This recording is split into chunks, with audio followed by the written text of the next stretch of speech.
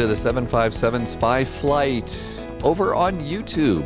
Hello, my name is Dave. Thank you for joining me. Welcome to the channel if you're new. We've got some interesting new airplanes that are coming out, and one just came out, and it's time for a complete cold and dark flight in the PMDG 737 Model 900. We're also going to talk about a little something that happened to me over on VATSIM the other day, and maybe that's going to help out in your flight just a little bit too. Let's talk about today's flight though. Today's flight plan, we are in PMDG 737 Model 900. This is the next generation airplane, and we're flying the ER variant. This is a complete cold and dark real world flight. In fact, the flight that we're doing landed at our destination airport really about a half an hour ago. So this is a flight that United actually really flies out of Boston Logan down to Washington Dulles.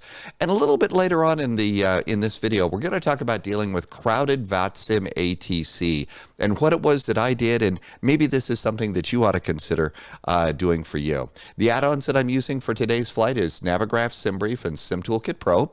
Payware airports for both the departure and the arrival airports.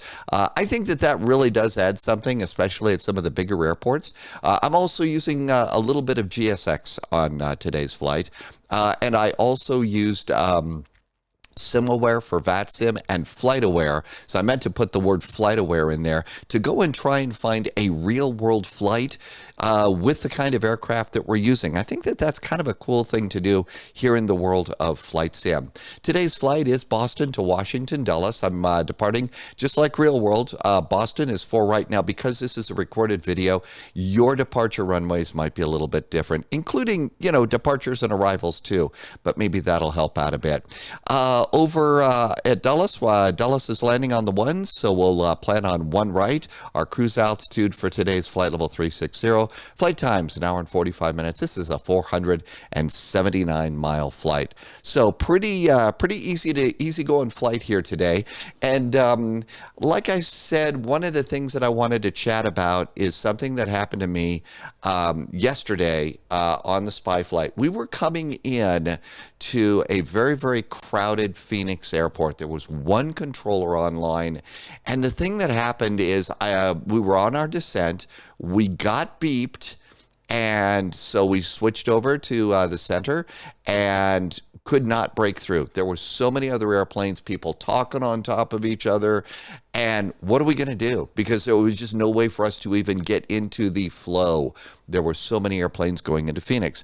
What did I do? How did I decide to deal with that? Might be something that you ought to consider doing, especially if you're flying along on VATSIM, you're on Unicom, you get beeped, and you can't even break through. People, you know, just can't do it. So when we start the descent, we'll talk about what I did and how it is that maybe that's something that you ought to do on VATSIM if all of a sudden you're going to be you can't even talk to center and the runway's coming up. So there you go.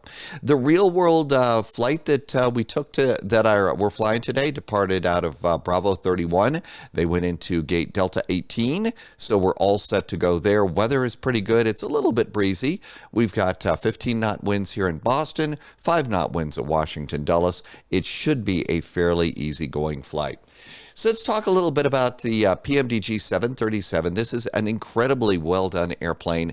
If you flew along with me over on Twitch, you probably know that my general attitude about the 737 is it is an incredibly good workhorse of an airplane. It's a Chevy, it's a Ford, it's, you know, fill in the blank of whatever your favorite workhorse kind of a, you know, F-150 pickup truck. I mean, that's what it is. So consequently, I've never really been one of those people who's really super duper excited about the 737. PMDG put together such a great airplane that now I really consider this one of my favorite airplanes. So let's talk a little bit about cold and dark and how I have my airplane when I go out to the airport, you know, how it's set up. Well, you can see my main passenger door is actually open. And if you look over here, it's kind of hard to see. Let's see. You can also see that we've got a ground power cart plugged in. So this is the way that I have my cold and dark set up. Okay, the airplane is totally off. I have ground power ready to go, and the main passenger door is open. This is how I set cold and dark. And how do you do that? Well, if you come on in here, you see there's the FS actions. You see where it says PMDG setup? You can see my startup state is SPY. Okay. What I've gone and done is set up the airplane the way I like to have the airplane set up. And then I save my startup state as SPY, and that's how it is that I get this ready to go. Now, you can go in and change everything around that you want. So if you want, you can have the Wi-Fi dome turned on or off. You can have that set up. You can have some frequencies. You can have some radios preset to certain things. You might want to have a little bit of fuel in there. I think that, when they turn off the airplane at night, there's probably, about 4,000 or 5,000 pounds of fuel from the last flight based on, what the minimum arrival fuel was. So you can go and set all of those things, and this is where you go and set it. And really, it's that easy. So what I will go and do is I will go and turn on the airplane, set everything the way I want it, and then hit the cold and dark button and save it as a preset, and the airplane is perfect. One of the other important things that I do before a flight, and sometimes I do forget, is I do what I call jiggle the controls. Not a better, but I'm going to go and I'm just going to go and move my my yoke. Okay, I'm going to go and push the rudder pedals. I'm going to look off to the right and see if I can move my throttles. Okay, USB controllers disconnect. They just disconnect sometimes. So I will go and move those primary controls, and that's really about all I have set up. I do also have the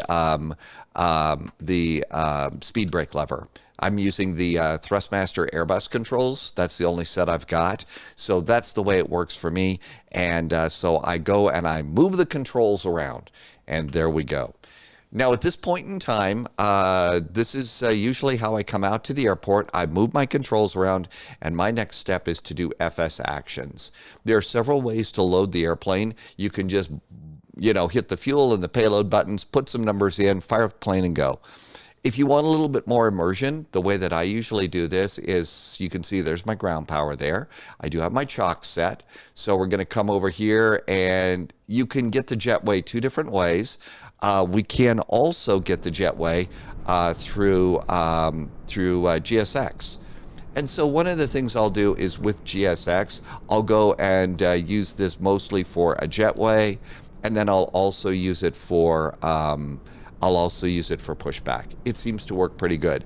Right now, I'm not usually doing the let's have the passengers walk down the jetway kind of a thing. Not really doing that right now, but I will eventually get there. So we get a jetway coming on in. And let's see, if we come in, we look out here, I got a couple of wing views, and I also have a main passenger door view. Here comes the jetway.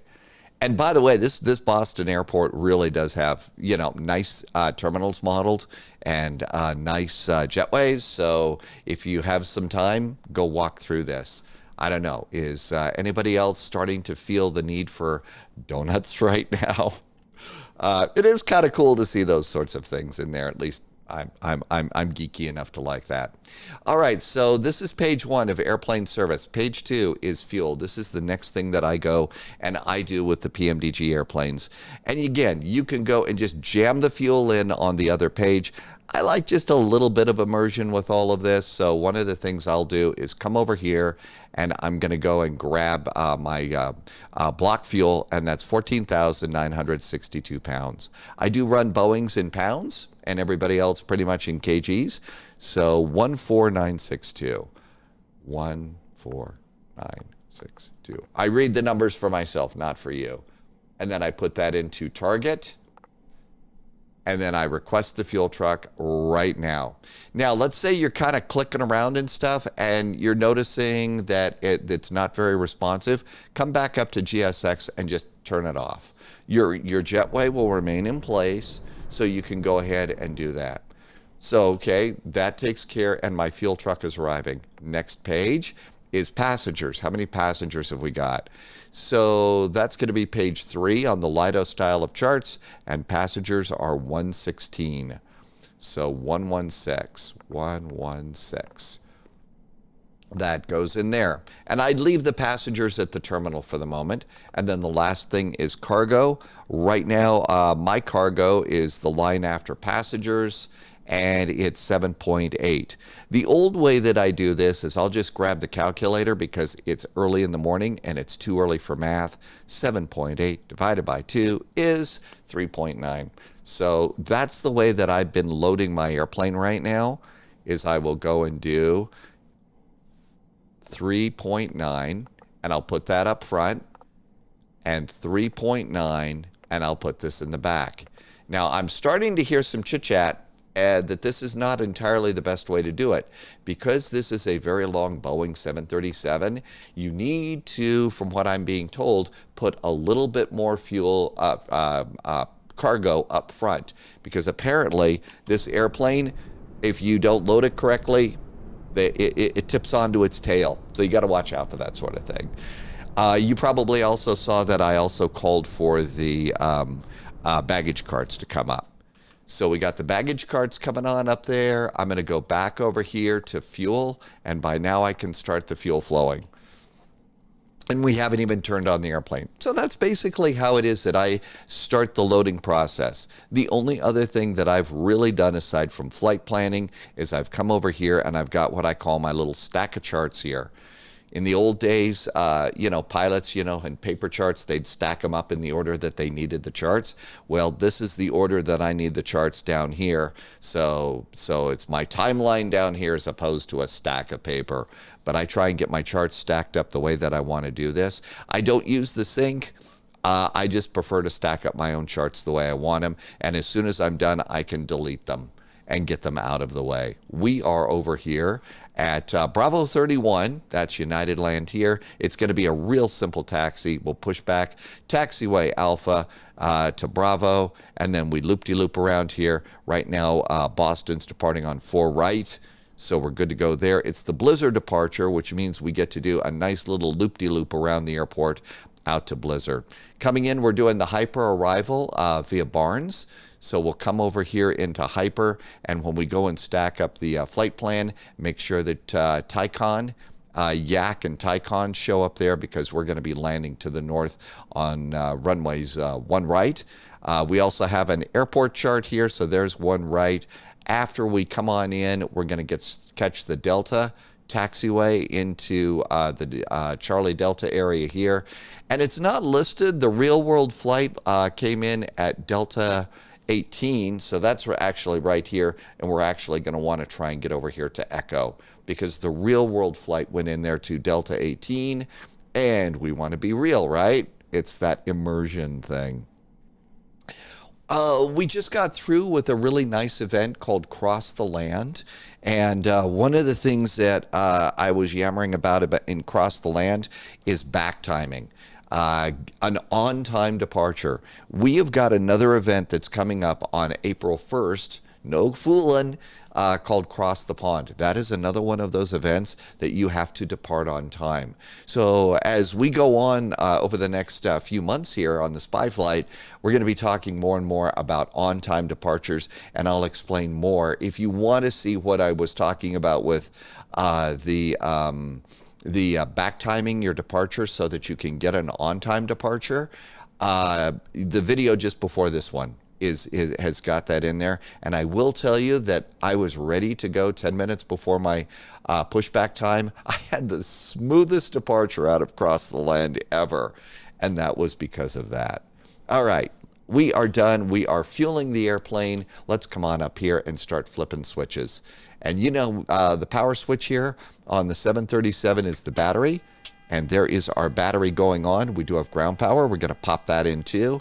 There is our ground power. Next thing we're going to do is go over and turn on our position lights. Next thing we're going to do is come on up here and turn on the recirculating fans. So we're going to get a little bit of ventilation here in the airplane. It's always good if the first officer, went to Taco Bell before. Okay.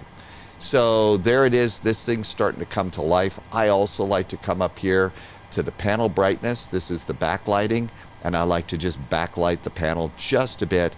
It makes it easier to see stuff up there. I'm going to do the same thing down here at the bottom for the pedestal. And I'm going to turn that up a little bit too. Again, it just makes all of the letters on the panels pop out a little bit more, and it's easier to see. And then we're going to come down here, main panel down here. We're flying in the morning, so I generally do turn down the brightness a little bit on the LCDs here, just because they can be a little bit too bright even during the daylight, and it's hard to read the numbers.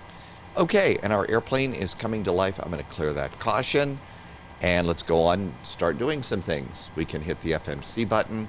Let's also come over here, and the first officer is going to manage the boarding back to ground services.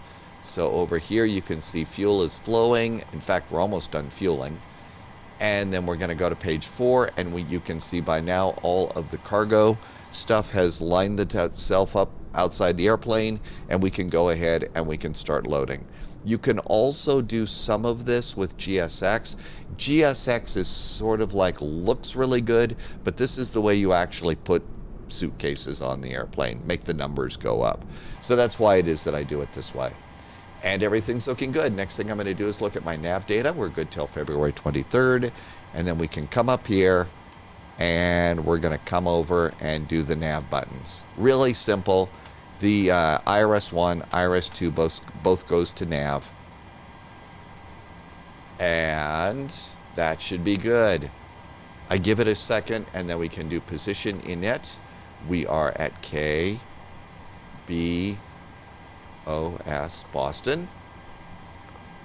Now, some of the bigger payware airports are starting to put gate coordinates in, which is kind of nice. We're at Bravo 31. Let's see if Boston knows. B31. And put that in. It's not in the database, so they don't have it set up yet. If they don't know that, just delete out B31, go to the next page, grab a GPS position, click it. It'll put it in the scratch pad, previous page, and put that in there. And then that's going to go ahead and set your position. And you're good to go there. Okay, so that takes care of those.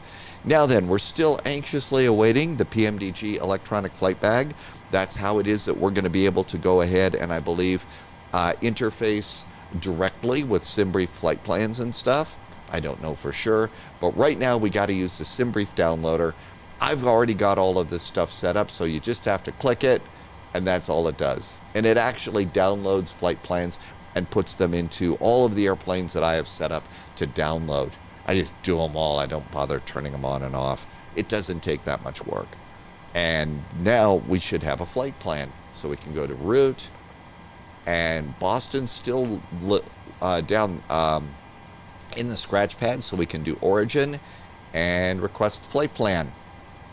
Now, while the flight plan comes on in, we can come over here and go back to page number 2, and you can see the fueling is done, so we can release the fuel truck. Now that we're done fueling, we can go ahead and start passengers down the jetways. Some airlines still say passengers don't get on the plane until after you're done fueling. Other airlines that say, nope, we got to turn it around. Passengers get on during fueling. It's no big deal.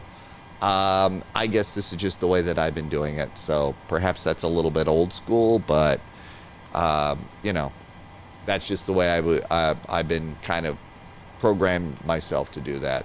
So passengers are now walking down the jetway. I'm going to come over here, and we're going to leave this over on the baggage page. While that's there, we can come back to the pilot's side, and you can see our flight plans in. So Boston to Dulles, 366 miles, and we'll request that. And so that comes in too. Now then, this is also a U.S. airport, I believe, because of diseases and stuff like that. One of the things is APU, I guess, is supposed to be on, and the ventilation system is supposed to be running full tilt. So we'll get the APU going. Oops, forgot. You turn on the left aft fuel pump to be able to turn on the APU. Okay, so we're going to get the APU started, and our flight route uplink is ready, so we'll load it. And while that's loading, we can come out here, And the APU is slowly starting up. And what's so cool is, you also see that there's the little heat plume and stuff coming out of the back of the APU. Now, European airports, they've all got ventilation pipes, heating and air conditioning that they plug into their airplanes. I think you can do that in the United States too. But right now, the rule that I hear is APU is up and running before the passengers get on board. Okay, route data uplink is done. We are flying as United Airlines 441, and it's call sign that I guess you put in there for CPDLC and other kinds of conversations. And so we'll go ahead and activate it and execute it. And that looks really good. Next thing we can do is look at page 2, and you can see we're going direct to Blizzard and direct to BAF. I mean, it's that simple of a flight plan. So let's go and do our departure and arrival for a second. Departure, we know that we're going to blast off on 4 right. So 4 right, it's Blizzard 5. No transition out of there, so execute that. Back to the index page. Dulles, we are expecting the ILS 1 right. We are coming in via the hyper arrival, which means we have to have extra coffee, right? Because we'll be hyper. All right. Okay, the transition is BAF. And as far as transitions into the runway, so that's the transition in. The transition out is going to be Moat, Hustle, Yak, and Tycon coming in here. Okay, we're not coming in on this side, so it's not Casanova VOR. Not Deese's over here, or the Brook VOR. So it's none of those. So it's just going to be vectors, so none of these, and execute it. Oh, look at this. The green went off here. Baggage is loaded. Let's go ahead and we're going to release these.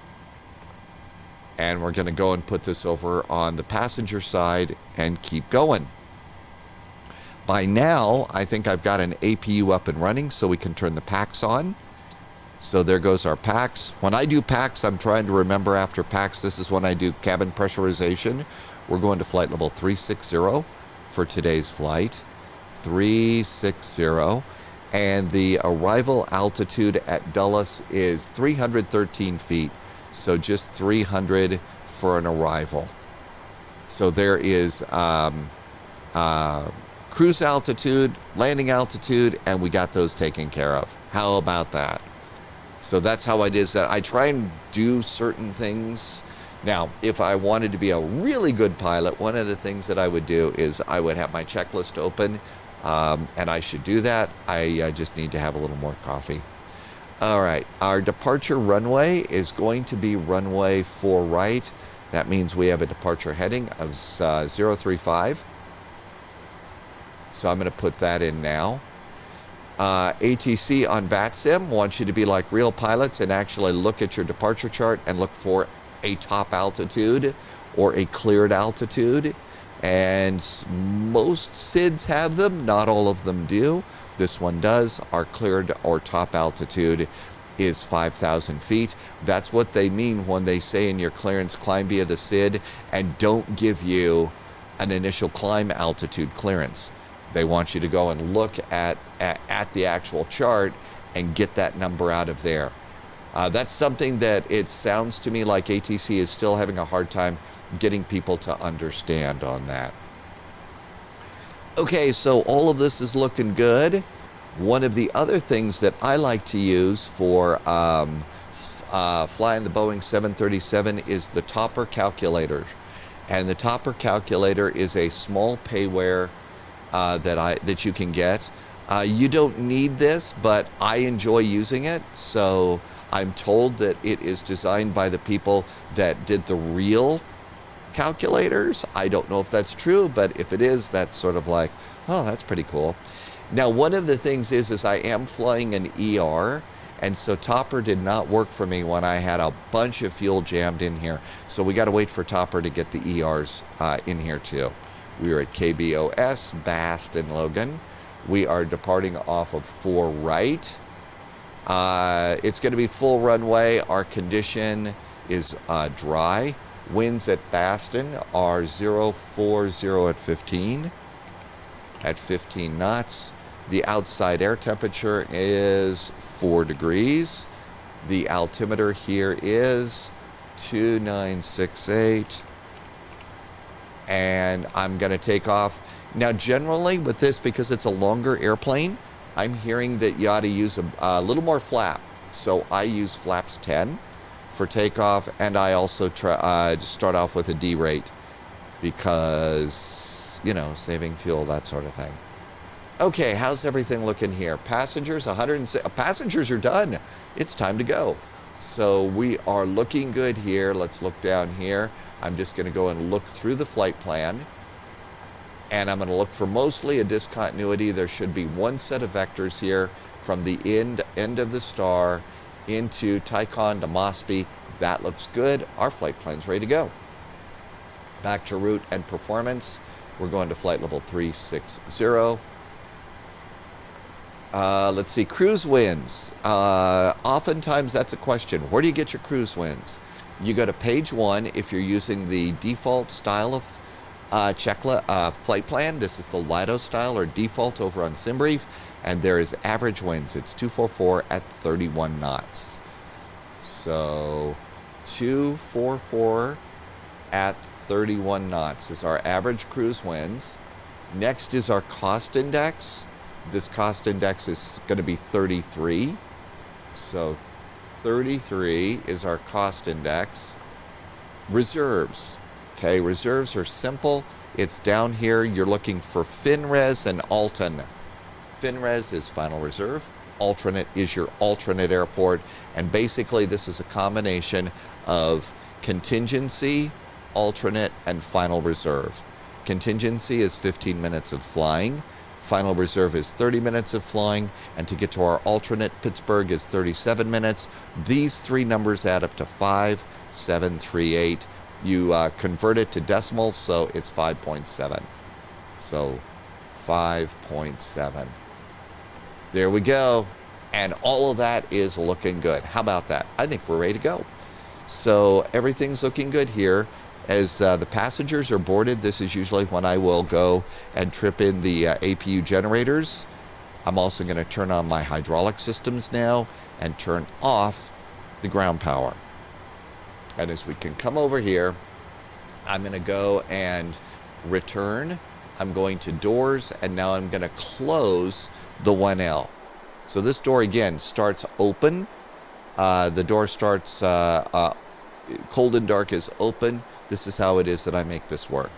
Okay, so that looks great. The door is closed. Now we can come over here, return, ground services. I do have my parking brakes on. Yep, there's the little red light, so parking brakes are on. So at this point in time, I'm going to go and release ground power. And at this point, I'm going to pull my own chocks. And then I'll go to page 2. The fuel truck is gone. I'm not going to worry about page 3, page 4. All of my baggage stuff is removed, so I'm going to go to menu, FMC, progress. We're going to come down here, squawk 2000. So we'll squawk 2000. Even though we're not on VATSIM, I do like to always remember to squawk mode Charlie. So there we go. And now we can go and pull the jetway.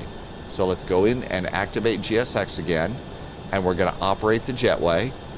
There goes our jetway. I said, there goes our jetway. Okay, good. Then the next thing we're going to do is we're going to do one more activation of GSX, and I'm going to prepare for pushback and departure.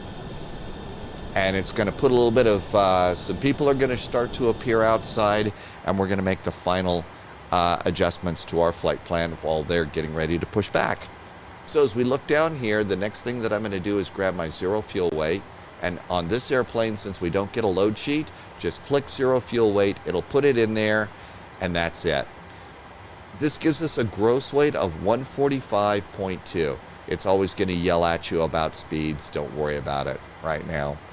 So from here, I just go ahead and put the gross weight in. Hello, Hello, this Captain. is wrong. We are ready for pushback.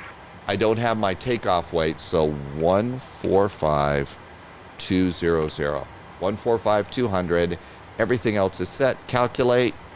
Now then, if we were doing a long haul, this thing would blow up in my face because I'd have a ton of extra fuel here. But this does work generally for the 900 right now. So that's something that Topper needs to update. Okay, so this looks great. I'm going to hit execute, N1 limits. The temperature is going to be 48 degrees. Departure checks completed. Bypass pin inserted. Takeoff is 1. So let's go and put 48 degrees in. 48 degrees. And I'm going to click the D rates and go to takeoff. We're doing flaps 10. I'm also kind of going slow just to make sure that GSX is not ready, doesn't want me to do something. Usually they want me to determine which way we're going to push after that thing connects. And there it is. Now, how do we want to go? We want to go facing north on taxiway Alpha, facing south on taxiway Alpha, or quick edit. Which way do we want to go? So I'm going to say facing south on taxiway Alpha. South on Alpha. Locking gear. All right, so this is good. Now hit the center of gravity button. Again, we would get this off the load sheet. We don't have a load sheet, so this is what we do. Trim is 3.79. Now, right now, I don't think that the trims are perfect, but it does look like it's attempting to set these. Yeah, it's about as close as I think we can get.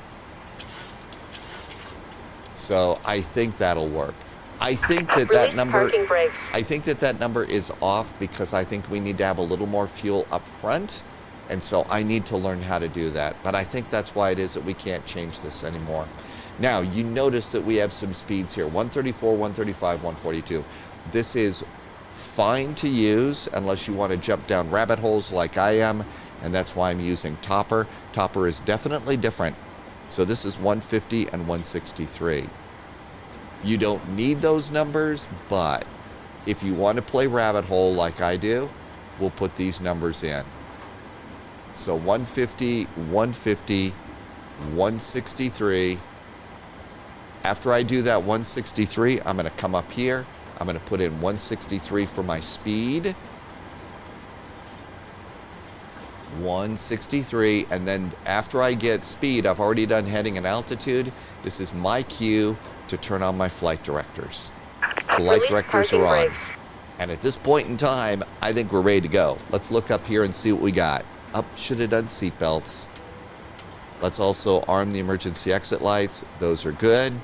I should have turned on my beacon.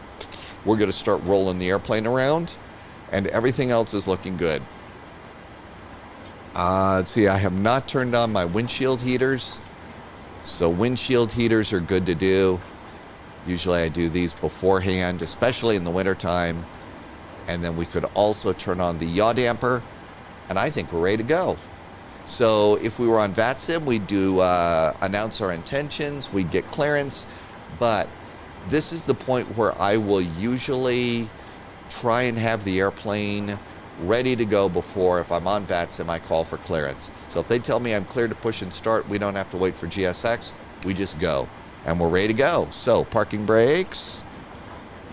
Off. Release parking brakes. All engines clear. Start at will. Okay, and here comes our push. And looking good.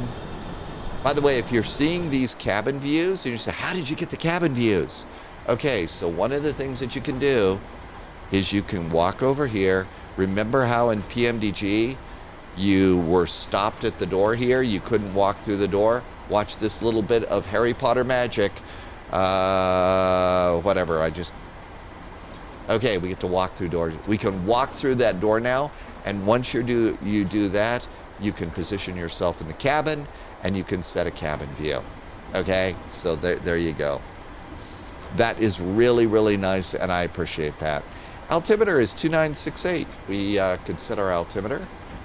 Low pressure, 2968. I bet it's going to get stormy here. 2968.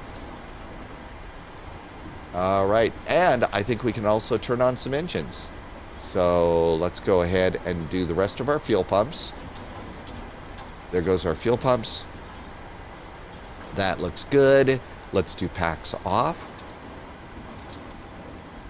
And we're going to come down here and ground start engine number 2. Starter valve is open. EGT is going up. We look down here. The N2 is going up. I am definitely hearing sounds of the airplane pushing us back. And we're looking for 25%, 23, 24, and 25. And click up the lever. Wow, we're getting a great pushback here. There goes our right engine. There comes people walking through the airplane.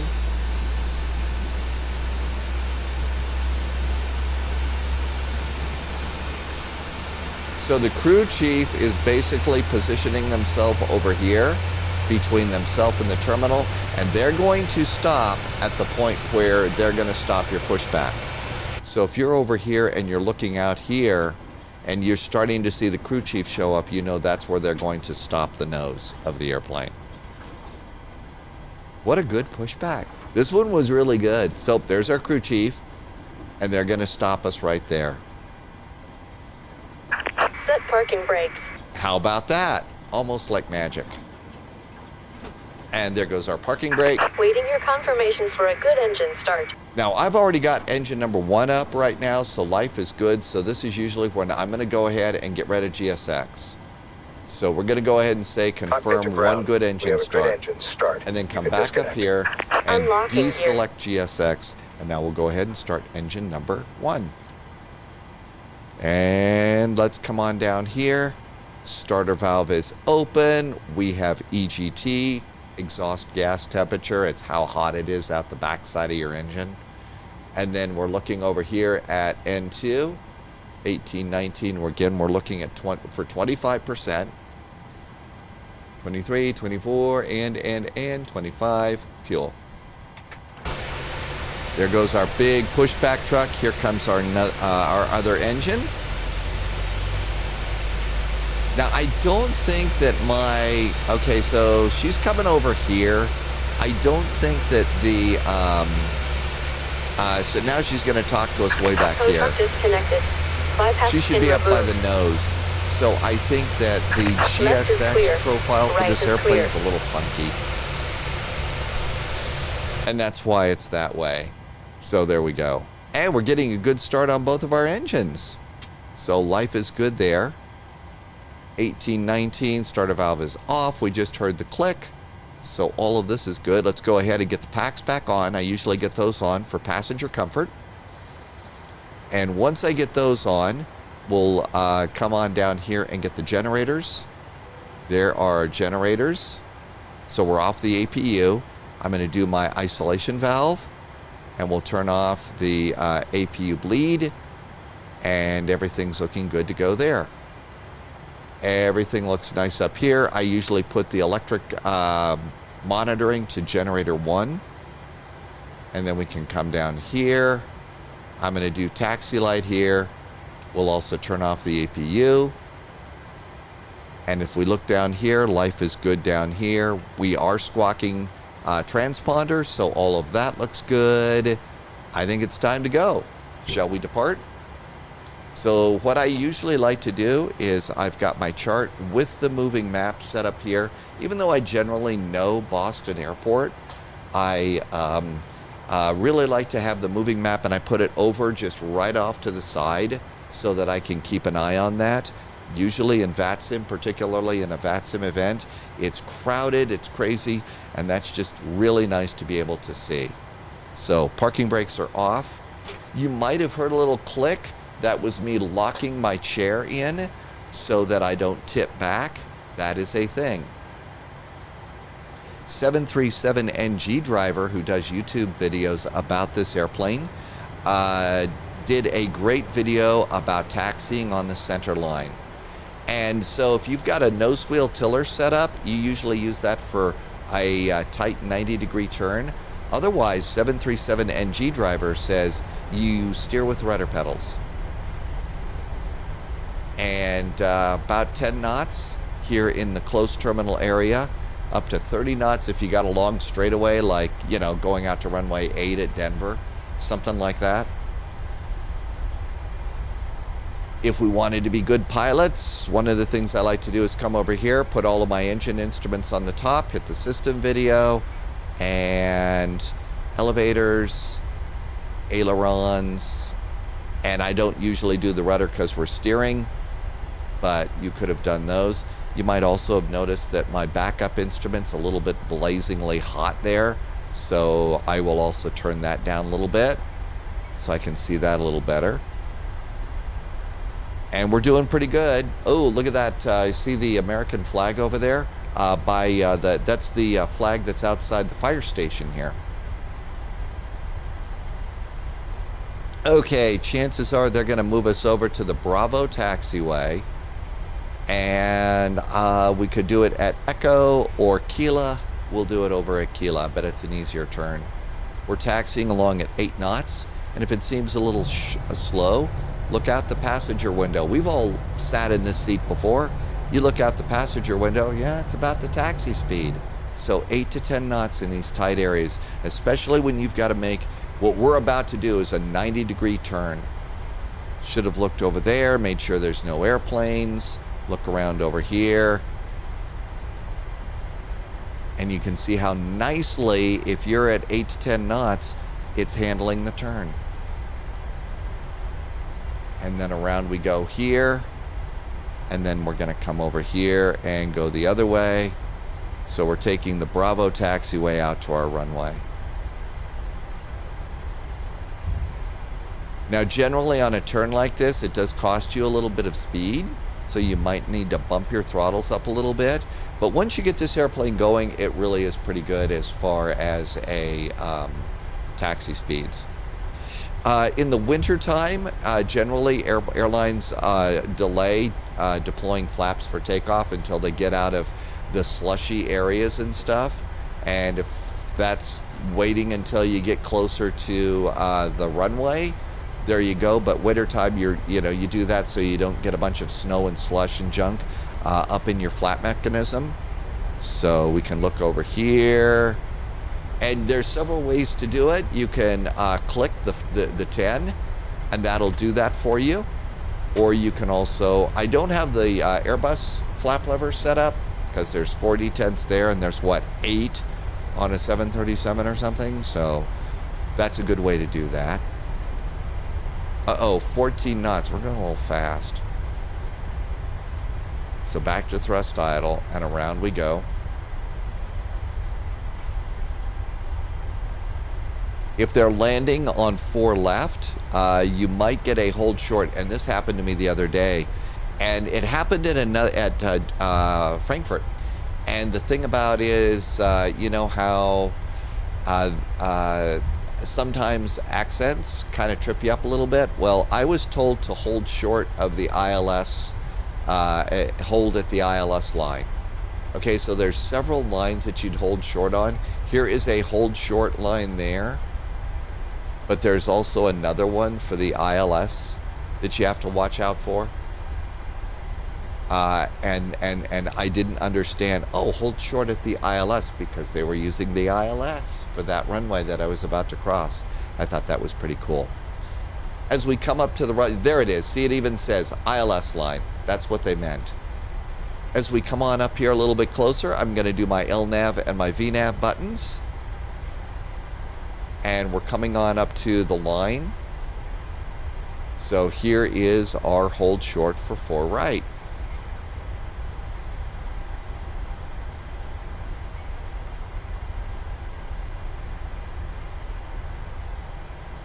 That looks pretty good. I need to do auto brakes to RTO. That looks good. Let's come on up here. Everything's looking good here, right? ATC says we're cleared onto the runway. That's usually when I do strobes. I will also hit the cabin call button, and then we can head on out. So add a little power here. Now then, Just as I started to get to the point that I'd finally trained myself that in a 737, you turn the engine starters to continuous for takeoff and departure. In the 900ER, it's automatic. And you see where it says grounding continuous, now it says auto. You don't have to do anything anymore. You just have to leave it at auto and it's there for you. Okay? I think that that's really pretty cool. Temperature outside the airplane, it is 5 degrees. We are about ready to go into clouds. We need to be ready with anti-ice. As we go out onto the runway, this is also usually when I will arm my auto throttle. So auto throttles are armed.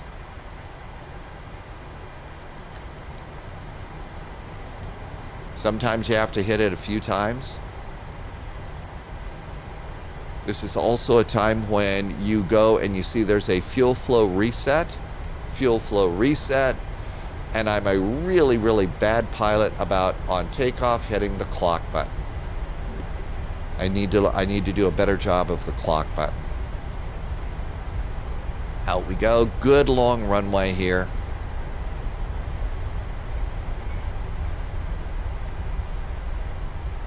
We got a whole lot of landing lights on this version of the 737.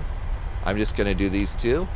It's daylight. Maybe I don't need the other ones. I'm not sure. I need to learn the difference between the two. And we're ready to go. Lined up. So throttles, I usually push mine to about 40%. Make sure I'm centered. I look down, and if we're at 40%, I'll look down and say, okay, engines are stable. This is when I hit my auto thrust. There's auto thrust. And what I really like about the 737 is the altitude, airspeed call out. Checked. And now from here on out, I look out the window.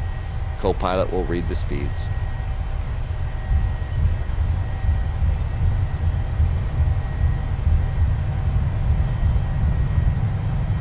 V1.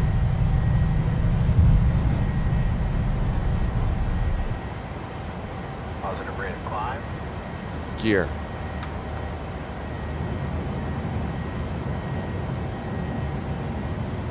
And then I just take off and I follow my flight directors. A notch of flaps. If I'm in a really big VATSIM event, I'm going to go ahead and I'm going to get close. If I'm set up in my flight plan, I'm going to go ahead, and if I'm ready for AP and it's a departure like this, I'm going to go ahead and get the help. We're busy, we're changing frequencies. No shame in using the AP in a situation like this. Climb and maintain 17,000. Which is usually what we would be getting from departure about now. 16, 17 about now. And oops, I forgot to do TCAS. Set it to Terra. I think I forgot to hit traffic. Yep, forgot to do those two. Flaps are continuing to come on up. There's flaps 2. At some point in time, it's also a good idea to switch over to your departure chart. Look around here, make sure you haven't got any minimum or maximum speeds.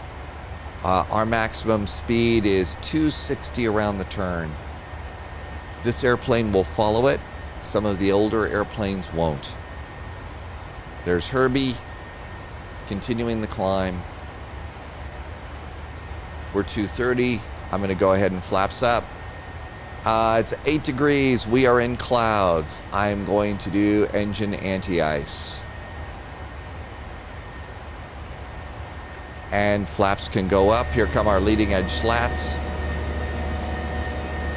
There's a little bit of a bounce out there today. And just a nice, smooth little departure there. ATC is called. Climb and maintain 25,000. I'm pushing us along a little bit. It would have been a little bit later. And so much for really great scenery today. coming around Herbie, and around we go.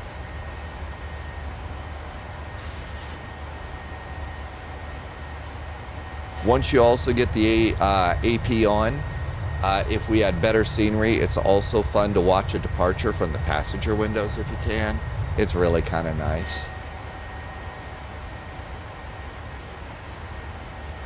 ATC called. Climb maintain flight level 360. And I'm being a lazy pilot. I should have been wheeling my heading bug around. In case ATC calls and said, for traffic, turn 30 degrees to the right. That just happens on some of these events. So if you've got your heading bug already set up to your current heading, you're able to move a little bit faster for them. Coming up on 8,000 feet, 10,000 I mean. Let's see, we're done with the takeoff. Landing gear can go off. Auto brakes can go off. As we continue to turn it around, it is time to go to a very, very nice Boston checkpoint in the sky called Chowda.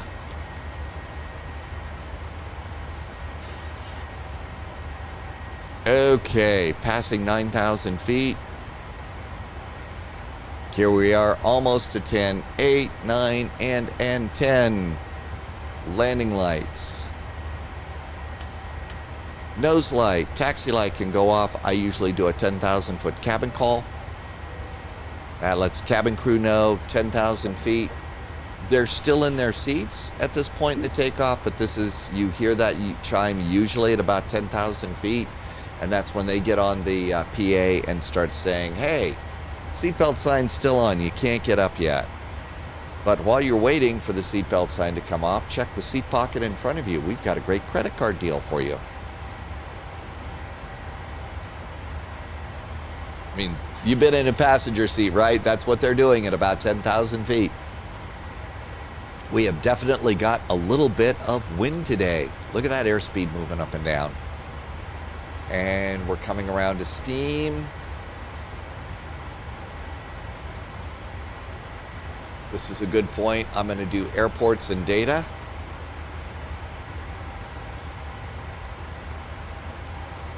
Passing 11,000 and a very nice departure. It's a little bit bouncy here, so we're going to go ahead and keep the flight attendants in their seats.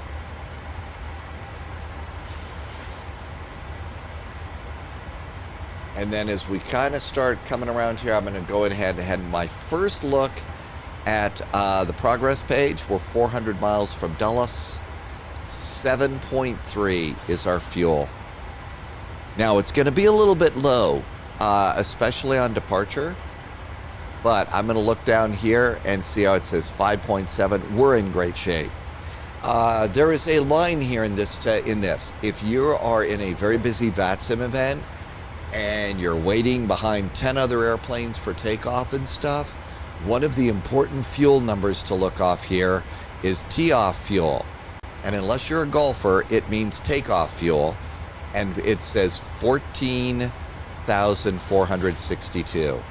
So before takeoff, if you've been delayed, you need to come over here and have a look at this number right here, the total fuel, and make sure. Now, we already took off, so we used a bunch of fuel on takeoff, so we're fine. And the reason I know that is our arrival fuel is at 7.3.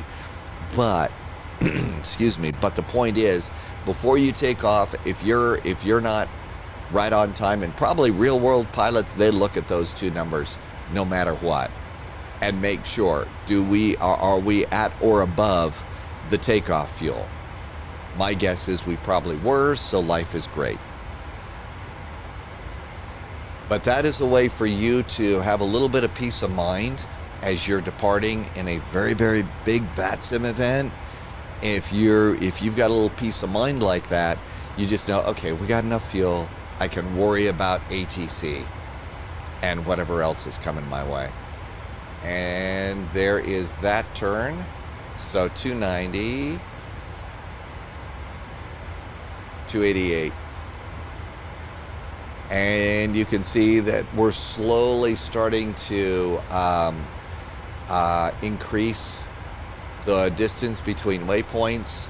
So I'm going to go ahead and add another click here. So now we're on 40 miles. There's Blizzard, which is our next checkpoint, and we're coming up on 18,000 feet. That's transition in the United States. It's different at all sorts of other airports, but across the U.S., it's 18,000 feet is transition. So 17, 17.9, and 18,000 feet. So we'll come and hit the standard button, and unless the plane is just bouncing all over the place, this is usually when I'll do another cabin call, let the cabin crew know they can get up, start preparing the service carts, and out we go. If we were able to look out the window and see anything, our departure runway is right down there. That was the airport, and the reason that I know that is I look over here, and you can see right down here that little white line. So there is Boston right there, and that was the line for the runway.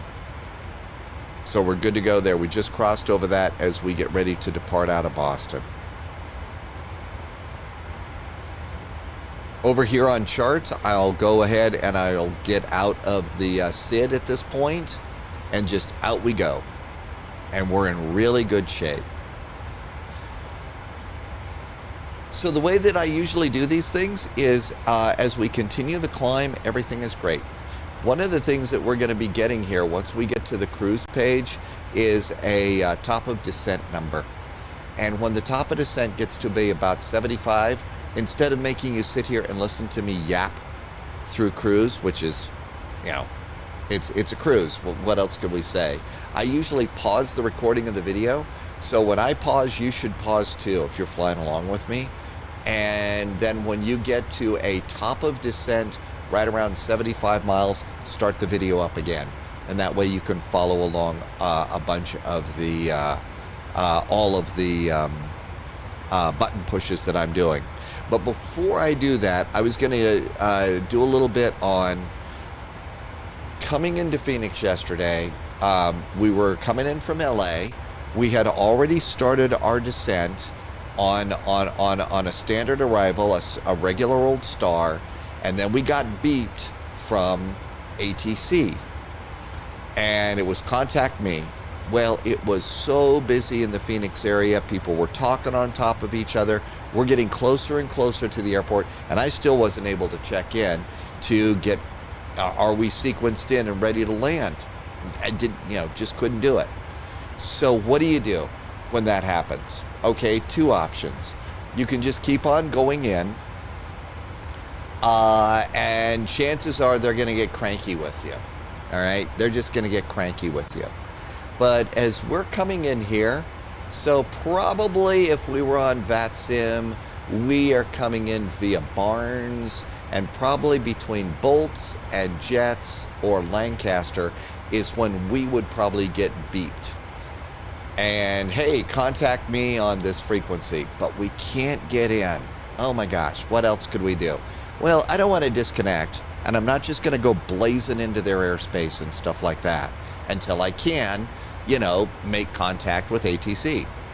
So one of the things to do is when you're in that situation, okay, here's Lancaster here, and here is a published hold at Benz. Okay, there is another published hold here at Hyper. So if we're somewhere here, we got beeped up here, there's Lancaster, and I'm not able to break in, one of the things that I'm going to do is I'm going to go ahead and hold at one of the published points. Okay? Now, they may have you already sequenced in and wondering what the hell you're doing, but it's sort of like, hey, we can't talk to you, so we, rather than just go blazing into your airspace, we are holding at bins. I mean, you board extra fuel to hold, right? So, I ended up setting up a hold, and then what I did is, as I was orbiting around on the hold, I was then listening, and I was finally able to break into ATC and say, Phoenix Center United 441 is holding at bins. Information, Foxtrot is aboard. At that point in time, the guy, who was doing ATC knew that I knew what their arrival runway was.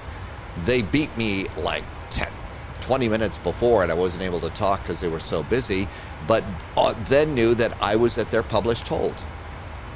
So at that point in time, I then got vectored out of the hold, went right in and landed, and it was fuzzy bunnies and kittens.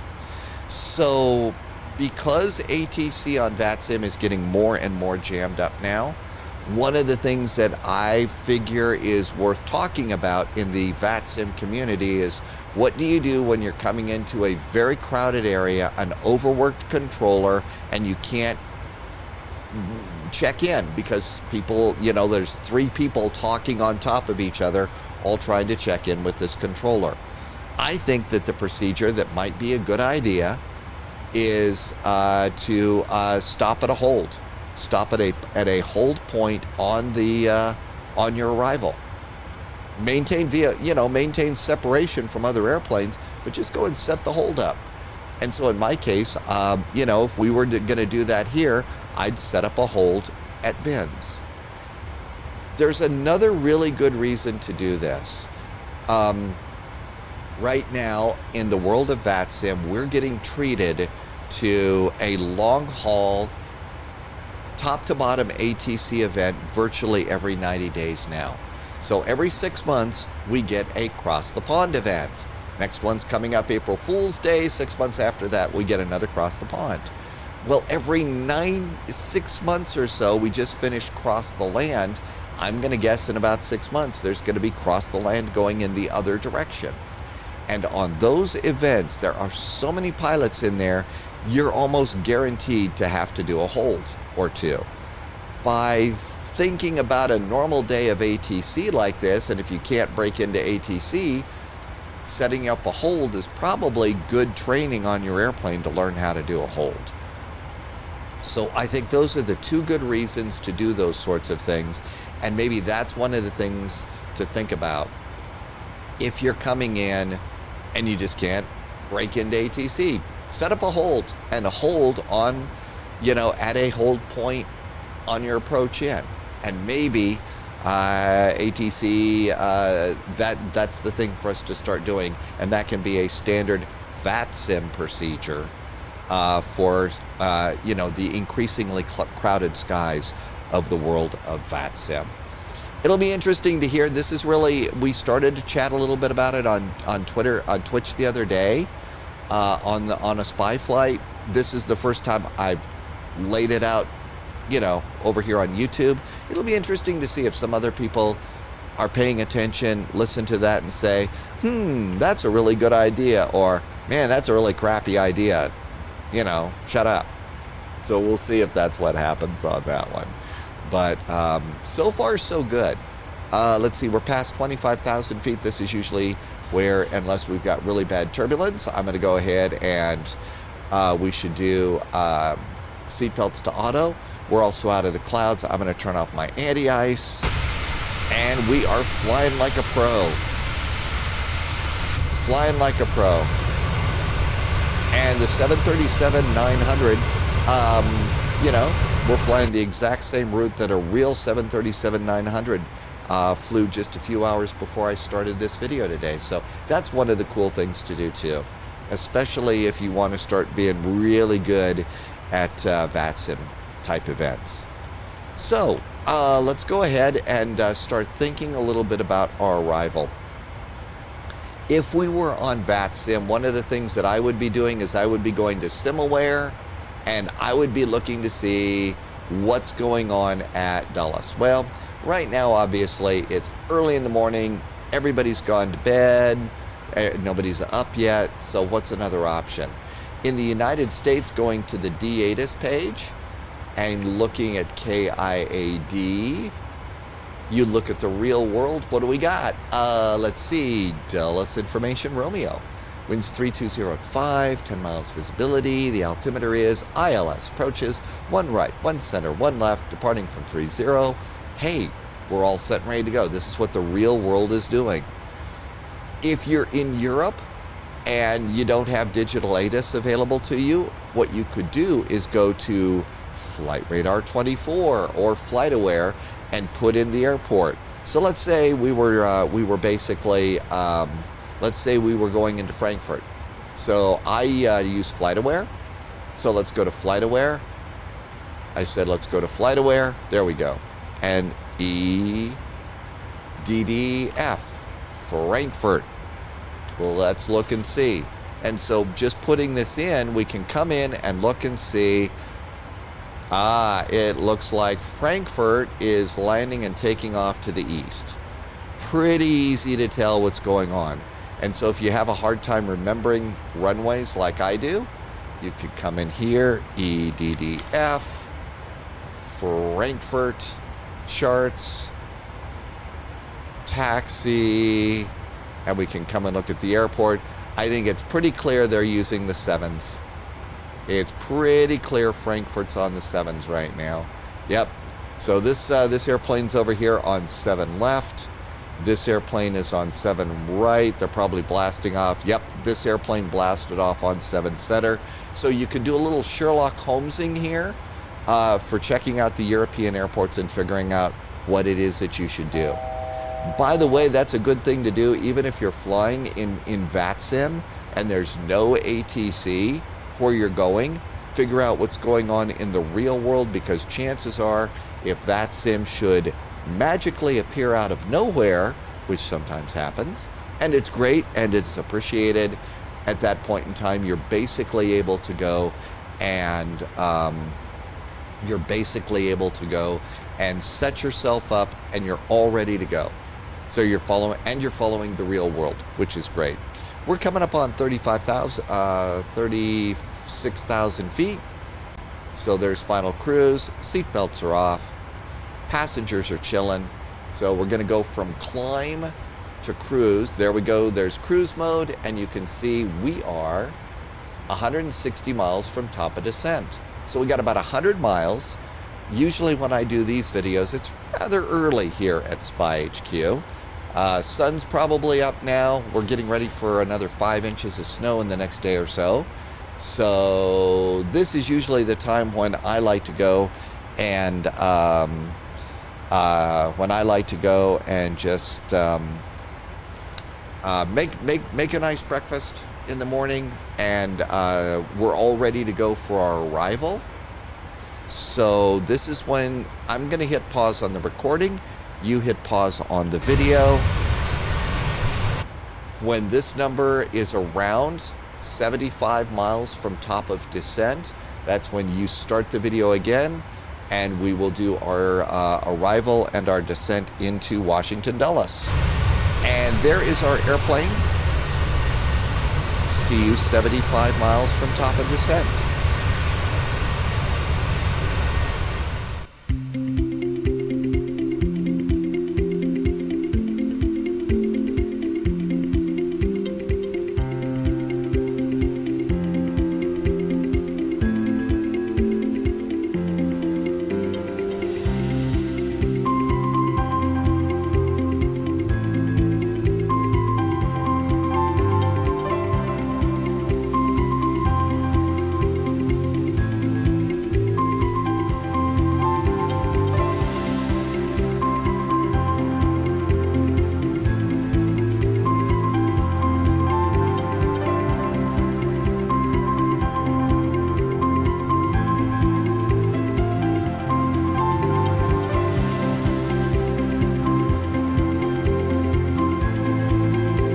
Hey, welcome back to the flight.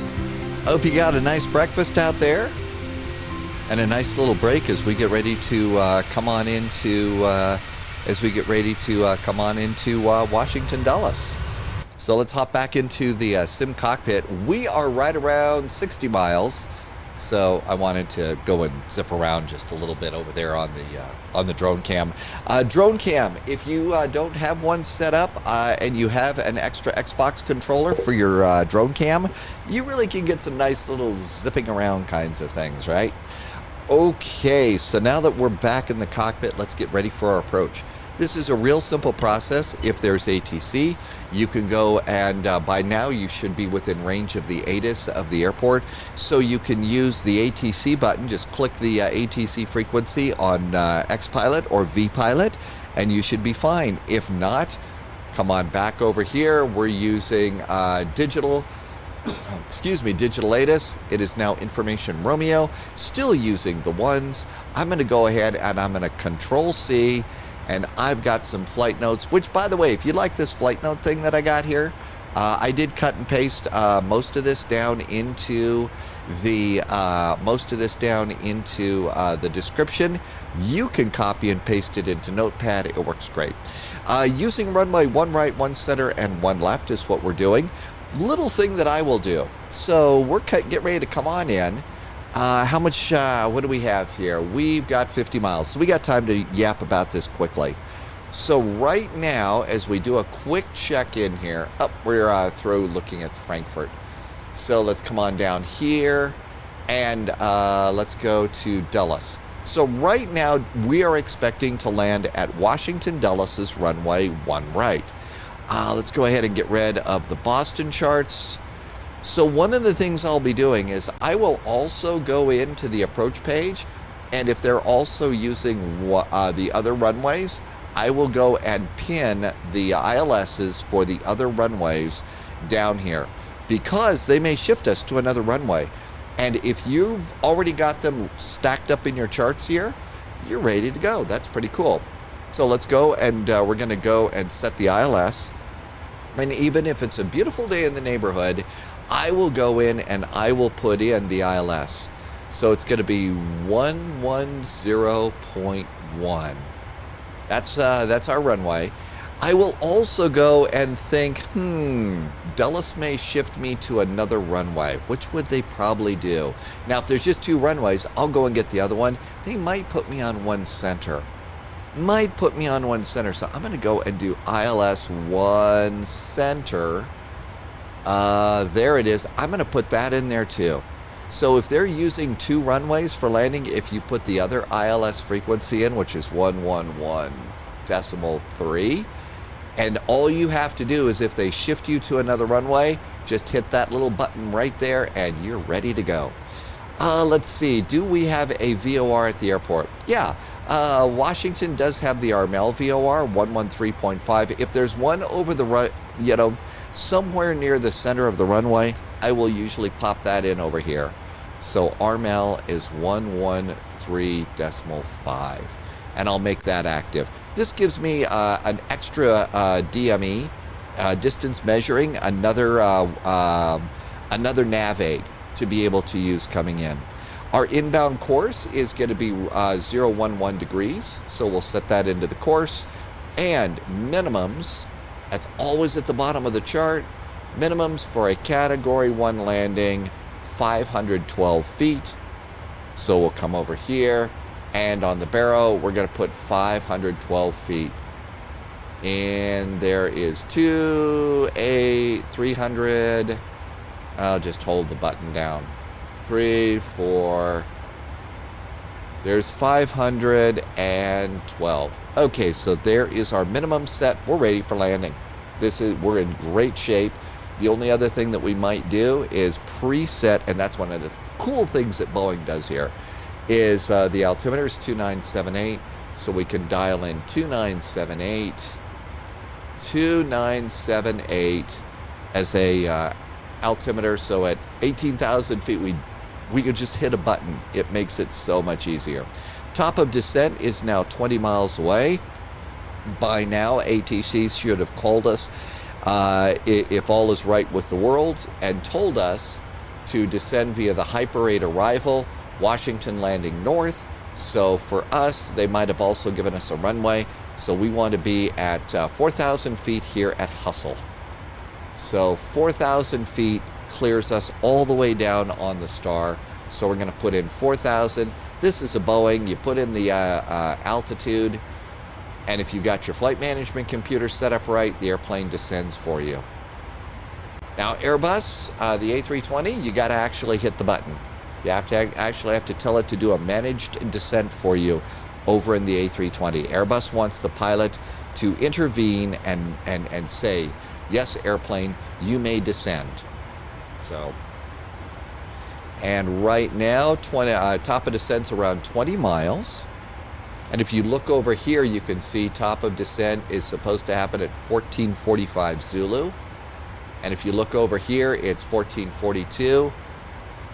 Now would be a good time to get on the PA and say, hey folks, from the flight deck, we're about 5 minutes away from our descent here into Washington, Dulles. So you probably got about 10 minutes before we'll be turning on the seatbelt sign if anybody needs to go back and do a trip to the bathroom. Now you know how it is that the pilots get that little 10-minute warning there. So that's the little 10-minute warning for descent. You just take a look at the estimated time for your top of descent, and now you can go ahead and do that sort of thing. Everything else is in great shape. So we just actually, because it's so well set up, we get to sit back and watch the show. 15 miles from top of descent. Back in the cabin, they're probably running through, collecting, the last little bits of trash and stuff like that. Empty cups, empty pretzel bags, that sort of deal. And this, one of the things is a story I love to tell is one day I was watching one of those videos you can watch here on YouTube where someone just took their iPhone and they stuck it out the window for the whole flight. These full flight videos, which are pretty cool. And there was this one video that a guy did. It was in a CRJ from San Francisco to Bozeman, Montana. And I thought this is going to be probably pretty interesting. There'll be some interesting mountains to see. And so I just had it kind of playing off on one of the screens on the computer while I was doing stuff. And I looked over and just, looked at the video the guy had, and it was, wow, that looks like Microsoft Flight Simulator. And it just, bing, really? No. Microsoft Flight Simulator looks so much more like the real world, especially here at 36,000 feet. So if you're like me, you love traveling, you haven't gotten to travel for years and stuff like that, you can go ahead and set your airplane up and set up a view like this, go grab breakfast, come back and just, enjoy 10 minutes of, I remember that view. Yeah, that's really cool. So that's kind of a cool thing to do with Microsoft Flight Simulator. If you are new to Microsoft Flight Simulator, if you're just getting started with Microsoft, you don't know anything about airplanes, or you're thinking about it, the flying lessons, okay, it's on the first page of Microsoft Flight Simulator. You start it up, it's in the lower left-hand corner.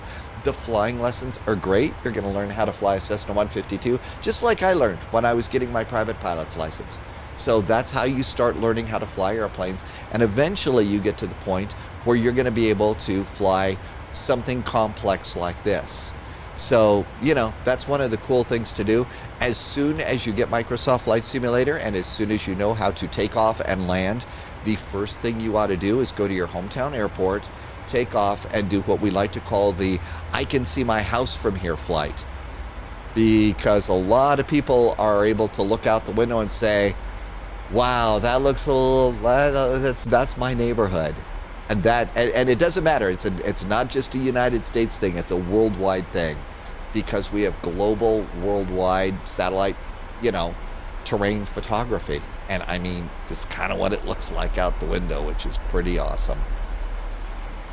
Okay, we're past the 33,000 feet, so our descent has started. Life is good here in the sim cockpit. Nothing really to worry about out here. Temperature outside the airplane, minus 25 degrees. It's a nice clear day in the neighborhood. Probably don't need to worry about anti-ice for us right now. The weather for us here at Washington Dulles Airport. Winds right now are 320 at 5, 10 miles visibility. There's some scattered clouds at 25,000 feet. 7 degrees is the temperature. The altimeter is 2978. So all of that is right with the world too. And passing 32,000 feet. This should be a real nice arrival. If you've got a few minutes, one of the other things that I also suggest is, as you're getting close, start kind of briefing yourself on the arrival, even if you know the airport like the back of your hand. I know that we're coming in here on Washington Dulles' one right. I'm going to just have a look here. So one right, we're going to come on in.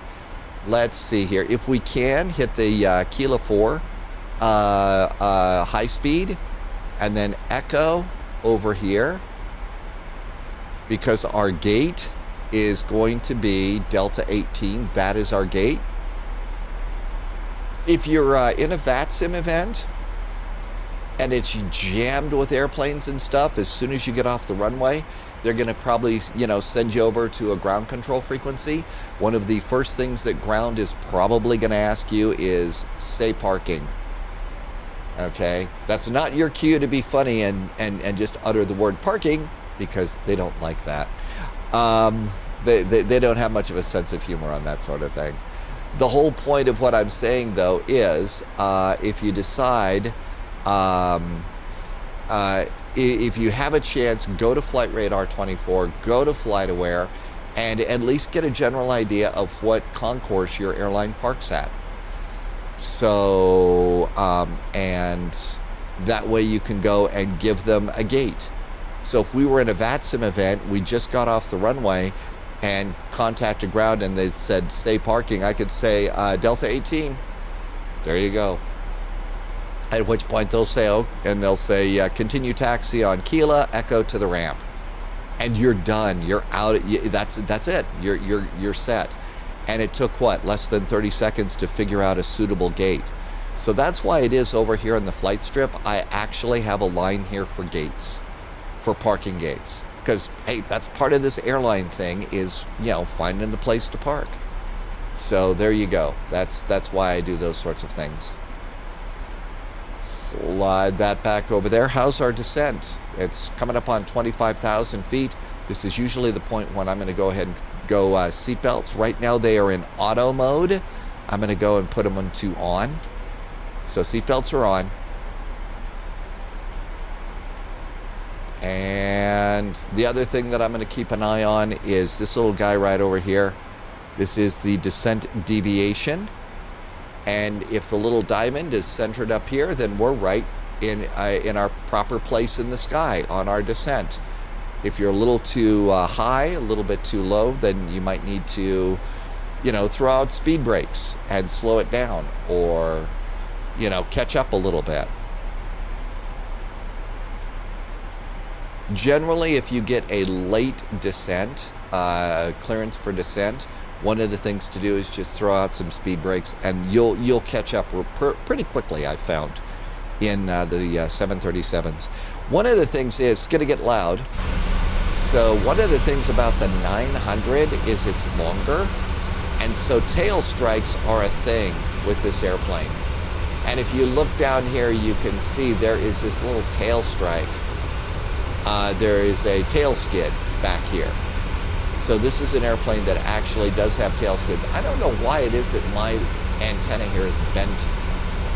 I wonder if that means that I've done a tail hit and I need to reset something and repair my tail skid. I hope that's not what it means. I've really tried hard not to do a tail strike when I got this airplane. The minute I hear that, hey, your new airplane is prone to tail strikes, it's sort of like, I really don't want to do that. As you're on doing these sorts of things, you kind of come over here and you see, oh, okay, we're coming over a river here, and oh, there's Harrisburg, Virginia, I believe. So if you're using Volanta or Sim Toolkit Pro, one of the cool things that you can do is follow along your flight here. And yeah, there's Manchester, there's Harrisburg, Pennsylvania, I guess. Yeah, there's Philly over there. One of the cool things that you can do is kind of look out the window. You'd see, we're coming over a river here. There is Hanover, so we're going to come into Virginia, Maryland, excuse me. So that's, I think, the Virginia line right there. Anyway, the whole point is you can use something like Sim Toolkit Pro, Volanta, and be a little bit of a tourist. I mean, you don't have to throw down a huge monster credit card bill for airfare. You know, you don't have to take off your shoes to go through security. But because the scenery is so good looking outside, so we saw that there was a reservoir down there. There's that reservoir. And some areas have incredible points of interest. Go fly over Grand Prismatic. You know, check out the super volcano in Wyoming. I think you may even be able to see Devil's Tower in Wyoming too from, you know, from Close Encounters. Some cities have incredible scenery as you're coming in. But that's kind of one of the other cool things about Microsoft Flight Simulator, because the scenery is so incredible. And I know that, you know, some are saying, well, hey, it's a flight simulator. It's not a scenery simulator or something. One of the things is flying is very visual, very visual. Even IFR flying is really visual. And so if you've got the opportunity to look outside the window and enjoy the view, you get to see some things that, you know, you ordinarily wouldn't get to see. One of the people that does the spy flights with us all the time over on Twitch is some sim pilot called Sunjammer. And Sunjammer has put together some incredible tours. Like Sunjammer lived in, I believe, Japan for a while, and knows all of the shooting locations for the James Bond movie, You Only Live Twice, in Japan, and did a James Bond tour of all the places that they shot that movie at. So, and then also knew which, you know, which castle was, you know, the castle that was used in the old NBC miniseries from years ago called Shogun. We just passed to 18,000 feet, so you saw me hit the standard altitude button, and it preset the altitude in there just fine. Deviation is great. We're in super shape here. I've been a bad pilot about updating my heading. ATC could call and, you know, for traffic, congested traffic, they may tell us to turn 30 degrees to the right. And if you keep that set up here, you know, always set up, you can respond to it a little bit sooner. Plus the real pilots do it, so we should. Coming up on Hyper, remember bins, if we hadn't gotten in touch with ATC, you know, as we're approaching bins and Hyper, so I think that there is a hold at Hyper. So we could have gone to the hold page. So there is a fix at Blitz. What else do we have? Oh, okay, so here's the hold at Hyper. So you could do holds, you can, you know, now's the time to start learning how to do a few holds. I'm not going to do that this time. The video's starting to get a bit long. But that is a really good thing to do. We're supposed to be at 10,000 feet at Hyper. I think we're going to be there just fine. Always good to have this chart set up. So at Lurch, we're supposed to be at 14,000, 10,000 at Hyper. Hyper also has a speed. So what are we at? We're at 267 knots right now. We passed 14,000 feet at Lurch, so 10,000 at Hyper and 250 knots. I think we're going to be right where we're supposed to be. As we get in a little bit closer, we probably could go and set speed auto brakes. So I'm generally doing auto brakes 3. I'm going to arm my speed brakes, and then we'll come on down here and we'll do landings. Now, I land the 737 with flaps 30. If I go and do a flaps 40 landing, one of the things that I get is it's float, float, float, float, float. I'm not kidding. Go to flaps 40. That's, you know, flaps 40 turns the 737 into a float machine. And, you know, it's always good to float a little bit as you're coming on in so you can get a little bit of butter. That's what sim pilots are shooting for, a low landing rate.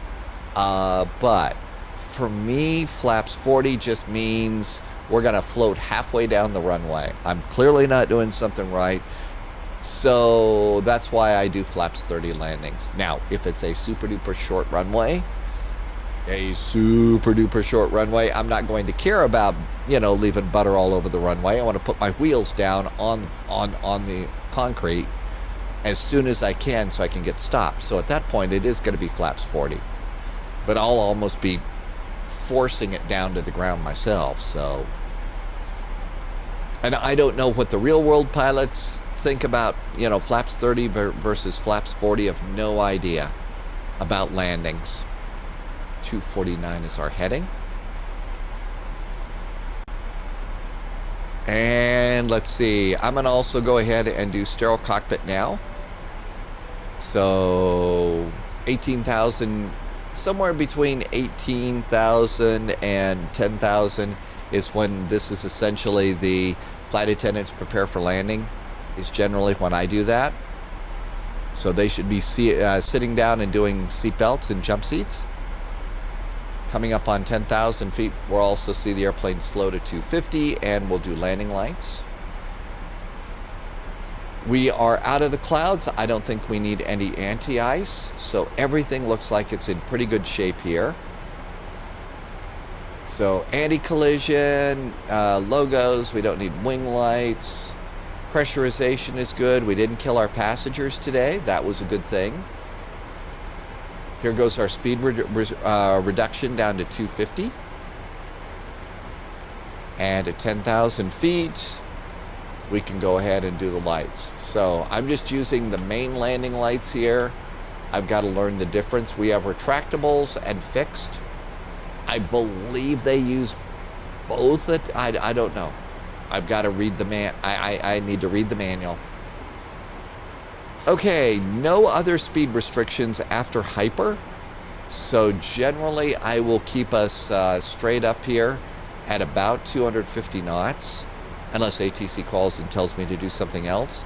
But then as we start getting close to the airport, my first landing speed that I like to go to is 210. I can start throwing out some flaps. And then when I have to start making some tight turns to come in, I will do 180 until usually about 5 mile finals. There is a blue line over here. On the 737, you can see there's a blue line, and it's pointing over to this thing called Blitz. Another good thing to do as you're coming on in here is have a look at your missed approach, especially in a busy VATSIM event, because I am starting to hear more and more call-outs from ATC, go around. Okay, so missed approach, climb to 800 feet, right turn to 3,000 feet via the 060 off of Armel, and then go to Blitz and hold. So if you're wondering what the blue thing was here, the blue thing is our missed approach, and that is our hold at Blitz. So that's an important thing that's starting to pop up here, especially as the VATSIM skies are getting crowded, is you need to be prepared to do a hold. That was one of the things for the last cross the land I was really certain of when I was doing the flight is, okay, we were coming in, I think it was the 2.5 left, I believe. Boy, the things I sometimes think I can remember. But I do remember specifically making sure that when I had my approach chart set up, I did have it set so that I could, this is usually how I leave my approach chart. So missed approach is right there at the top in case we have to go missed. Now, if you're playing in multiplayer, you don't have to worry about that. But on VATSIM, be ready. We have got some incredible scenery out here. And I will tell you that as a passenger, I did fly in and out of Dulles quite a bit a long time ago in a galaxy far, far away. And this is what, Maryland, Virginia looks like. The northern part of this, that's it. So it's really kind of cool to look out there, and see that.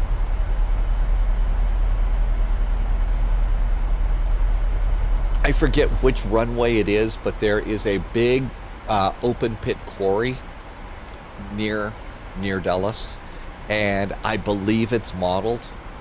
So you even see, an open pit quarry like that, Depending upon the runway, you'll also come in. I think this is the one, too, where we get to see there is the Smithsonian Museum.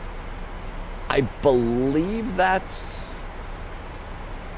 I don't remember. I think we're going to see the Smithsonian coming in here. So I think that that's going to show up, too.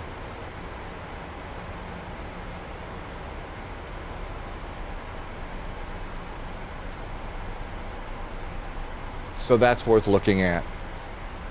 Coming up on 7,000 feet. We're about ready to take our turn. If we look over here, the airport is over here now. So there's the airport. You can see we are about 25 miles away. And in fact, that's why I set the RML VOR. We're 28 miles away. Now, this is also an important time, especially if you've got an approach with vectors at the end of the star. Be sure you've got your heading bugs synced with your actual heading, because you're going to get a call at almost any time saying, make your turn, do a fast turn. Coming into Frankfurt on Cross the Land, one of the things that they asked me is descend and maintain 4,000. Can you make your descent rate 3,000 feet per minute or better? That was sort of like almost, the submarine sound. Ooga, ooga, dive, dive, dive.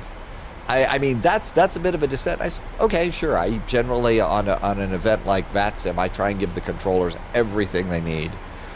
Well, what they were doing is setting me up for a close arrival. There was a bit of a gap. And they said, okay, this is somebody that could probably pull this off. So we did a faster than average descent, just kind of scooted right in between gaps, which I thought was cool. Passing 5,000 feet. Okay, all the lights are good. Everything is groovy up there. Again, for landing on the 737-900, you do not have to go over to continuous start. You just leave it in auto mode. That's one of the cool things. Other differences here, we do have the, it's loading in the airport. I should not look around. I was going to show you the, extra fuel switches for the extra tanks, but it's probably loading in, and this is not a good time to go zipping around and looking at other panels. Okay, there's Hustle. We're coming up on 4,000 feet at Hustle. After that, ATC is very probably going to tell us to descend and maintain 3,000 for Mossby, 1,900 at Waxon. They will probably tell us descend and maintain 2,000 in just a little bit. So maybe we'll plan on 2,000. Again, as I reposition my map, I make sure I can read missed approach. And I'm also going to start slowing us down. So speed intervention, ATC says usually about here it's going to be 210 knots.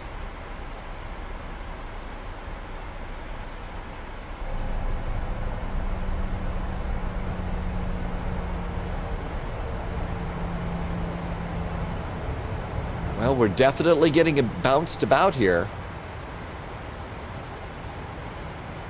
And if we look over here, there is Dulles right there. There's the airport. There's our runway. The sooner you can go and get visual on your airport, the better, because that helps your situational awareness, which is a thing in simulators too. ATC called, descend and maintain 2,500. So we're going to go ahead and continue to let it go down. And in this case, I'll just go and do vertical speed. You could also do flight level change. Might work too. And we're at 210 knots, so we can go and throw out a little bit of flaps here. So you can do it several ways. I have a button set up, or you can click. So there's flaps 1. There's flaps 2. We'll just go ahead and do those. So I've got up and down buttons for the Boeing, and I can use the lever in an Airbus.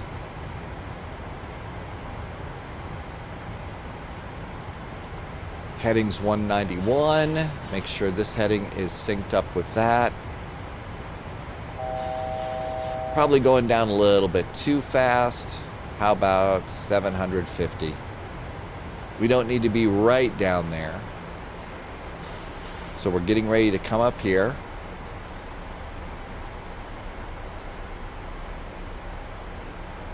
Airport's right out there.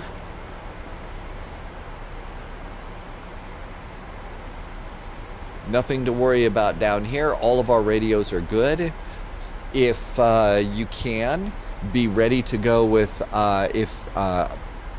with your frequencies. So tower, after tower, you're going to want to have ground set up if you possibly can. Sometimes, they're fast switchovers, but if you have a chance to go and preset a frequency, and you get those frequencies by looking at vPilot, and there's a whole list of frequencies, and that's where you're going to go and see what's up. So you can look over there and see, okay, Dulles Tower is up, but no ground, so I don't have to worry about setting a ground control frequency. It's just one of the really nice things to be able to have there. And as we look out there, we should start to see the airport come around.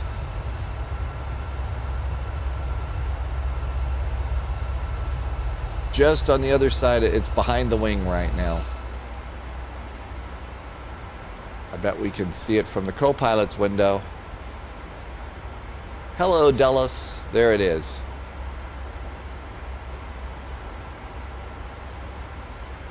So we'll continue on here. We're at 2,500, so we could go and make our turn to final before we get to Mosby there.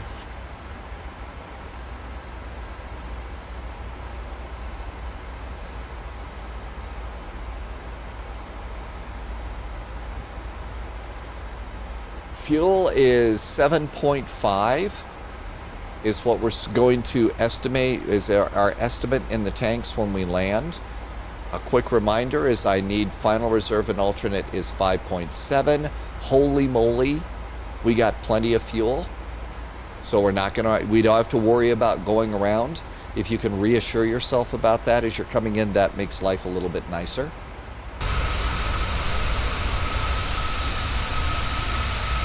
How about landing gear? We're going to try and make this a tight little turn. Wow, is it turbulent around the airport today? East Coast is a bit blustery. Okay, current heading 191. Heading select is now up. Speed for landing, 139. I'm going to call it 145. I always add a little bit in a Boeing. I don't know if you actually need to, but I generally do.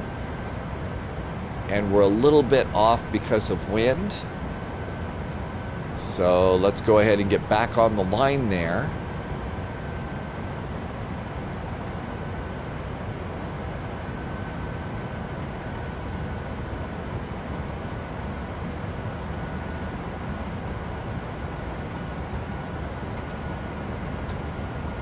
$180 for our turn. Usually they'll tell you 180 at the time that they're giving you the clearance to make your turn for your approach, and say usually it's maintain 180 knots until like 5 miles. So we'll maintain 180 until we get to Waxon there, and then we can go and dial in the 145.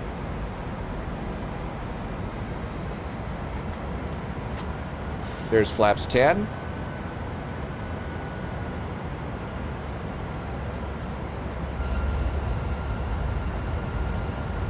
And it's a pretty green day here. Coming up on Mosby here. So we're a little bit to the left of where we're supposed to be. How about 3 degrees to the right to get that number? This should be as close to 0. And how are we doing here? We do have localizer. 2,500. We're supposed to be above 3,000 at Mosby. We're 180 knots. I think it's time to go. Let's do a 90-degree turn to start.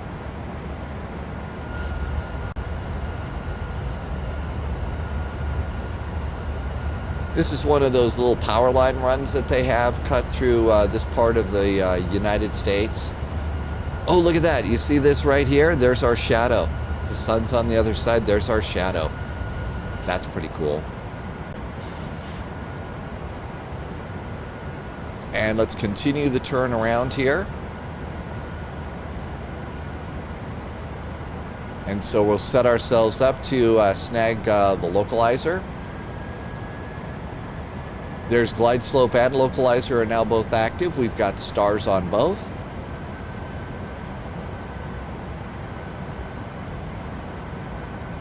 That's probably a good intercept angle. Let's go ahead and arm the approach.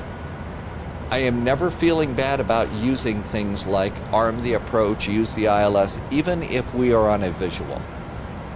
Okay, because they're also telling us to change the frequency to tower.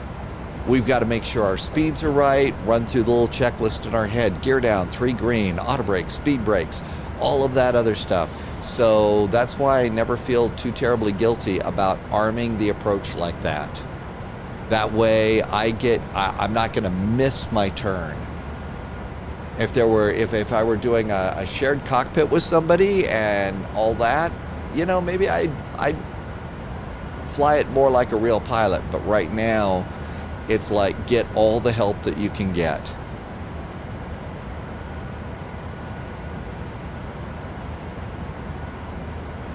And if we look out the window, there's the airport, there's our runway. And we'll watch and make sure the airport snags the localizer. It just did. There we go. There's a nice turn. Again, let's keep an eye out the left side window as we're coming in. And we should see the Smithsonian Museum, where they have cool airplanes and spaceships. And everything's still looking good as the airplane sets itself up for us. And there's a 10-mile, so I'm going to go and bring my map in one last click.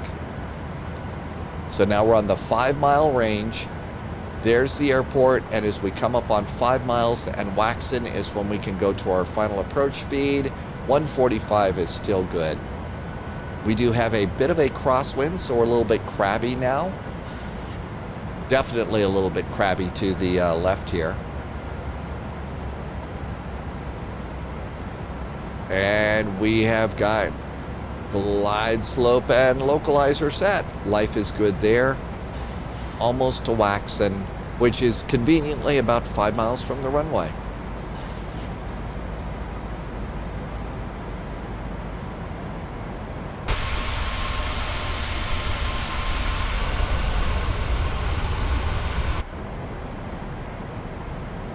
Five miles from the runway, 145. And another notch of flaps. I'm just seeing the Smithsonian start to show up. It's this little dome right here. Flaps 25.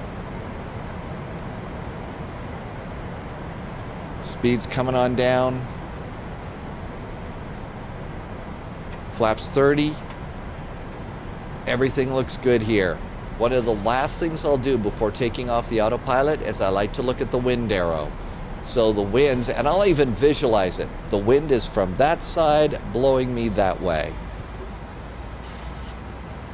Okay, I'm also physically moving my throttles in the cockpit up, sim cockpit throttles.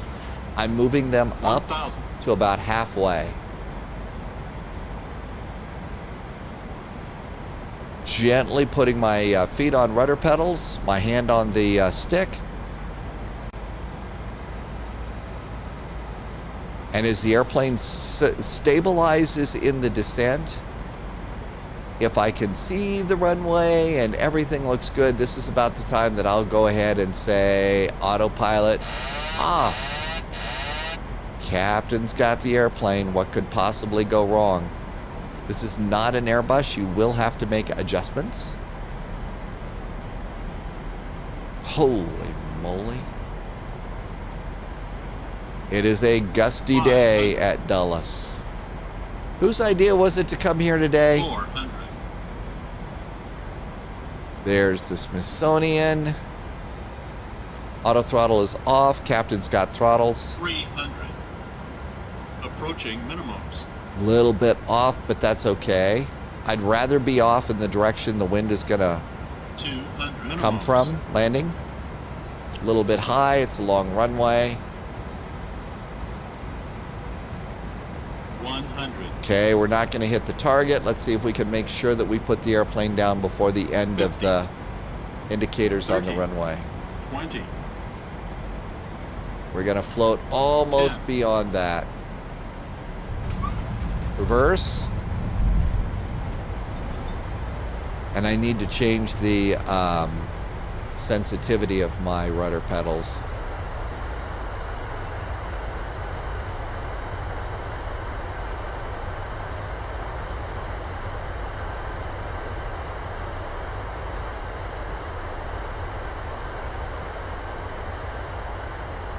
And off on the high speed. I think I missed the one that I wanted. I think I missed the one I wanted. So yeah, we're going to have to taxi back just a little bit. That's okay.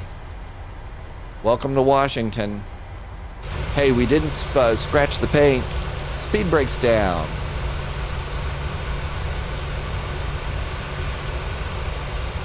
Flaps going up.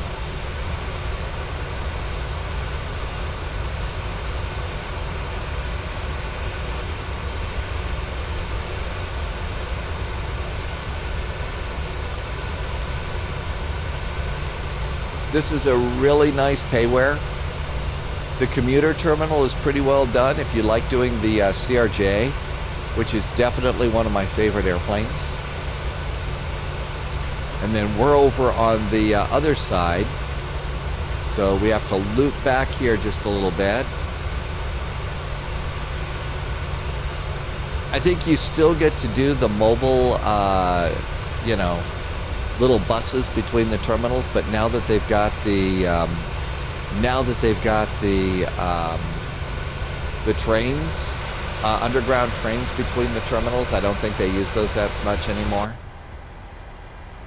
Okay, we should have done landing lights off. We were too busy being tourists. So strobes off, APU on.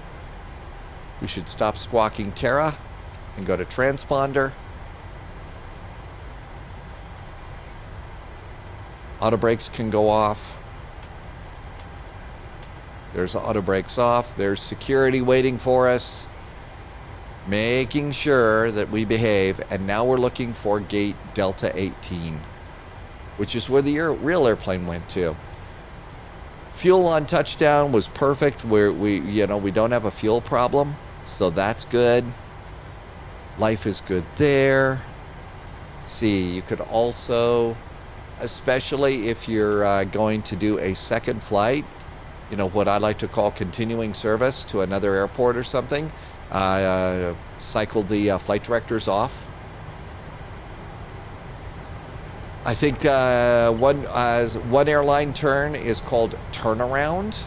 So if you're going to turn around the flight and, you know, go back to Boston, one of the things you could do is look for 737-900 departures about this time from Dulles and take a 900 flight out. So that's a cool thing to do.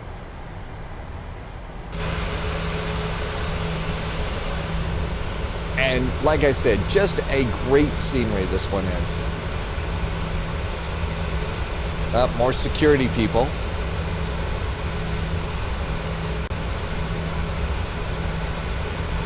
Okay, there's Charlie 18. Get back on the center line. We're looking for Delta 18. So those are still Charlie gates.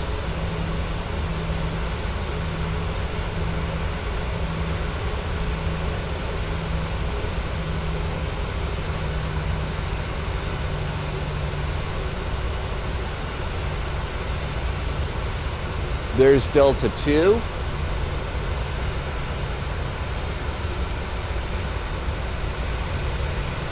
Delta 4.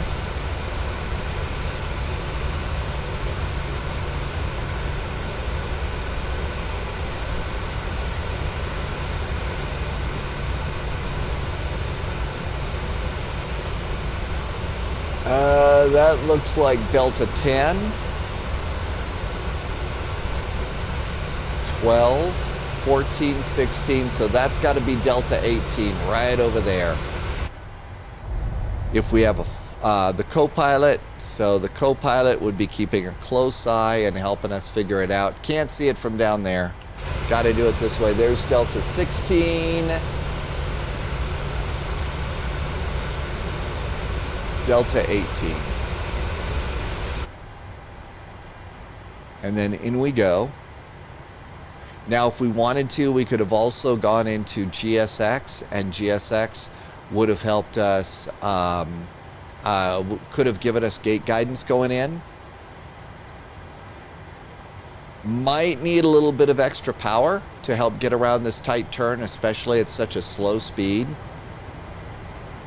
Patience, I've found, is like really golden when you're in taxi mode like this. Otherwise, you're going to have too much thrust going.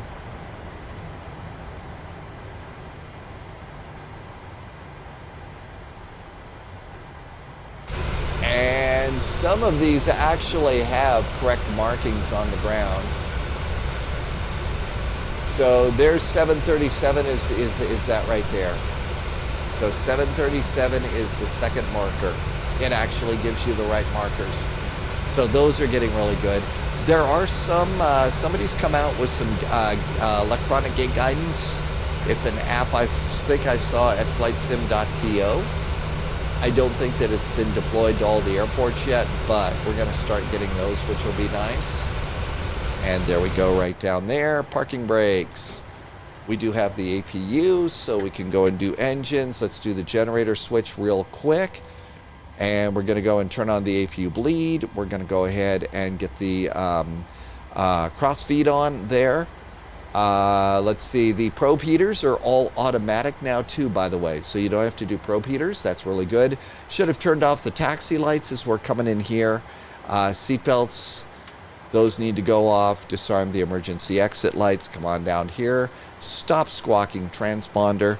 We can come up here. And while we're out here, we can see, let's see if GSX is going to work here. So GSX, and let's see if it recognizes the airport. Hey, look at that. Let's go and operate the jetway. United. Here comes our jetway. So jetway is going to come out. Okay, that appears to be a bit of a problem.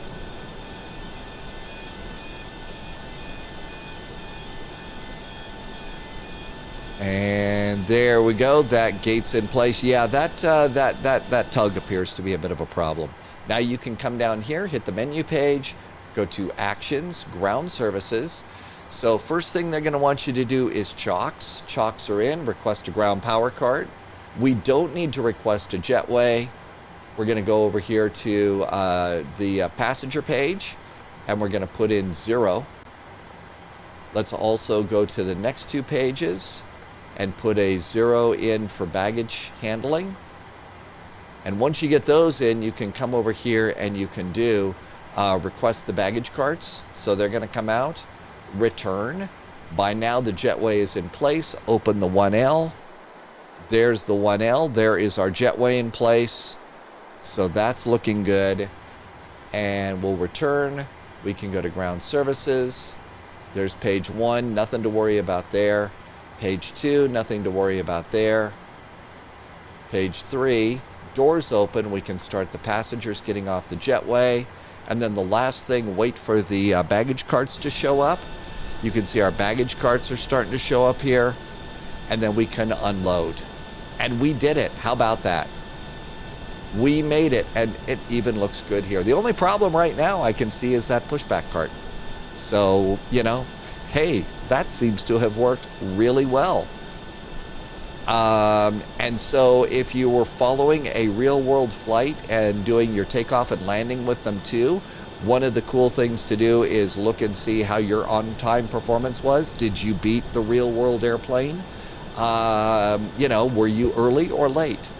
And, you know, if you've got a membership at something like Flight Radar 24, you can even get the N number off of some of them and figure out where your airplane is going next. So we came in from Boston, we stopped here at Dulles. Maybe that 737's next destination is going to Chicago, and you can continue and do continuing service on into Chicago. So thanks for flying with me. As I always like to say on these videos that I do for YouTube, this is not about the right way versus the wrong way. This is about what I have found that works best for me to help somebody that is not, you know, a commercial pilot get these complex jets from point A to point B and have some fun with Microsoft Flight Simulator. So this is what works for me. I'm still new here on YouTube, so I read all the comments. I'm always very, very grateful when a real-world pilot comes in and says, well, actually, no, we do it this way. And so I do love to read all the comments, and because I'm going to stand a chance of maybe even learning something new. I do want to invite you to come on over to the Spy Flight over on Twitch TV. It is 757 Spy. We fly every day, Tuesday through Sunday. 1900 Zulu is our usual departure time. I have also recently launched a Patreon, which is where I am doing a much more in-depth flight briefing before each one of the spy flights. And if you liked what you saw today and you would like to come over and help out, I would sure appreciate that too. This is how it is that I keep the bills paid, and I am so grateful for the incredible support. If you like the video, a like is always appreciated. Shares really help grow the channel too, and blah, blah, blah. You've heard all of those things. Thank you so much for flying along with me. I hope you picked up something good. I hope that some of this helped out just a little bit too. And I'm going to look forward to seeing you on the Spy Flight over on Twitch. In the meantime, as I always like to say, stay healthy, stay safe, and we'll see you in the simulated friendly skies. Cheers.